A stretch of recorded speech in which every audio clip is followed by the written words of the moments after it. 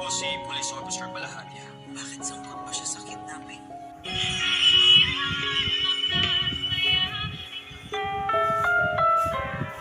Ang programang ito ay rated SPG. Striktong patnubay at gabay ng magulang ang Talo ang dalawa, si Lolo Pepe ay naririnig sila.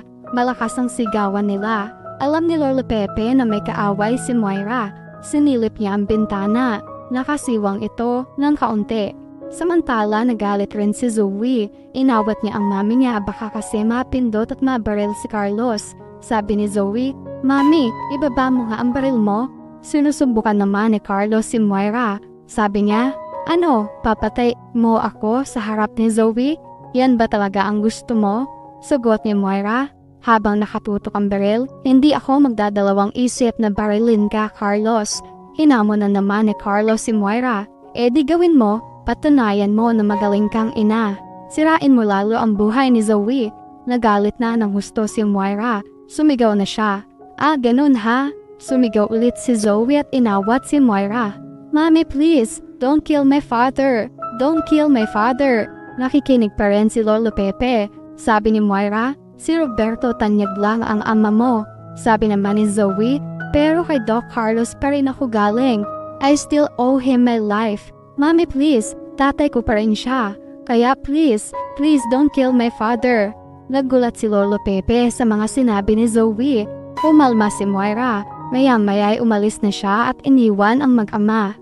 Napasabi sa sarili si Lolo Pepe dahil sa mga natuklasan niya. Si Doc Carlos, ang tunay na ama ni Zoe.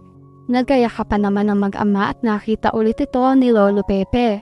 Samantala, hindi mapalagay si Lineth sa inasta ni Carlos, lalo na nung nagtanong siya, bakit siya tinawag na daddy ni Carlos? Duda siya sa sinagot ni Carlos tungkol sa pagde-deny niya. Bakit siya tinawag na daddy ni Zoe? Gusto makausap ni Lineth si Zoe, baka sakali may makuha siyang detalye o clue. Maiisip ni Lineth na humingi ng tulong kay Annalyn para makausap niya si Zoe. Tatawag siya sa anak. "Anak, nakausap ko si Zoe pero may mga tanong sa isip ko na siya lang ang makakasagot. Maaari mo bang tulungan ako?"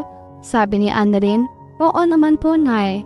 Sabi ni Lineth, "Meron bang paraan para malaman mo kung nasaan si Zoe?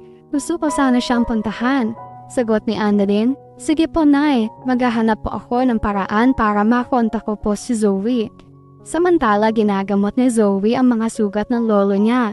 Hindi naman makatiis si Lolo Pepe na hindi matanong si Zoe tungkol sa tunay niyang ama. Pero hindi naman siya nagpapahalata na may narinig siya kanina. "Apo, pwede bang magtanong?" Sumagot si Zoe. "Opo, Lo." Tinuloy ni Lolo Pepe ang pagtatanong. "Kilala mo ba ang tunay mong ama?" Nakatitig lang si Zoe. Hindi siya makasagot. "Bakit niyo po natanong, Lo?" Sagot ni Lolo Pepe. "Wala lang, naalala ko lang kasi. Ngayon alam mo na hindi si Obeng ang tunay mong ama. Magpipilit kang malaman kung sino talaga ang daddy mo. Alam mo na ba kung sino ang tunay mong daddy?" Dahan-dahan sumagot si Zoe. "Opo, Lo, nakilala ko na siya. Pero kahit nakilala ko na siya, si daddy pa rin ang tinuturing kong tunay na ama. Mas nararamdaman ko ang pagmamahal at pagmamalasakit niya sa akin." Sabi ni Lolo Pepe. "Apo, mahal kita. Kahit anong mangyari, apo kita. Tinuturing pa rin kitang tunay na apo." Samantala, nagpunta ang mga pulis sa ospital kung nasaan nakakonfine si Giselle. May ginagawa silang investigasyon tungkol sa kaso ni Lolo Pepe. Nagpakita siya ng litrato sa cellphone. Sabi ng pulis, "Kilala niyo po ba ito?" "Siya po si Police Officer Balahadja." Tiningnan ni Giselle. Nagtataka siya. Sabi niya, "Bakit? Sangkot ba siya sa kidnapping?" Inagaw ni RJ ang cellphone. Sabi ng pulis, "Posible po naman. Matagal na kasing may record dito sa amin." Nung makita ni RJ, sabi niya, "Natatandaan ko na siya. Siya ang nagtago ng CCTV footage na pinagtakpan niya dahil bata siya ni Moira. Pero wala naman daw talaga sa kanila ang CCTV footage. Nagsinungaling siya para kay Moira. Ngayon naulit na naman.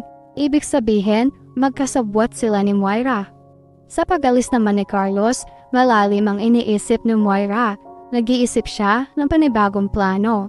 Maya-maya ay lumapit si Balahadja sa kanya. Sabi ni Balahaja, Madam, ano po ba ang plano kay Tanda? Gusto mo dispatchahin na natin? Napaisip si Moira, nagdadalawang isip.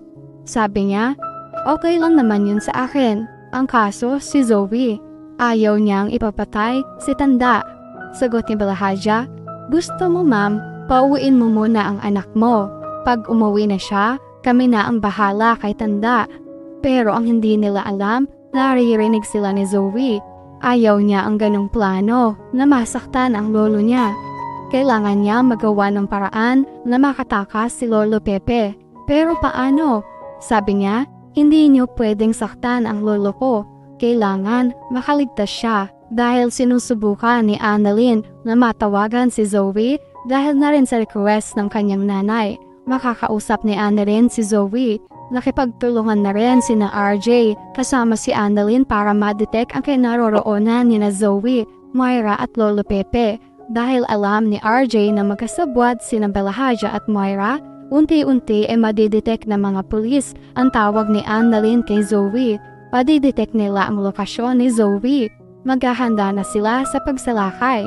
Samantala, habang kausap ni Annalyn si Zoe sa cellphone, galit siya.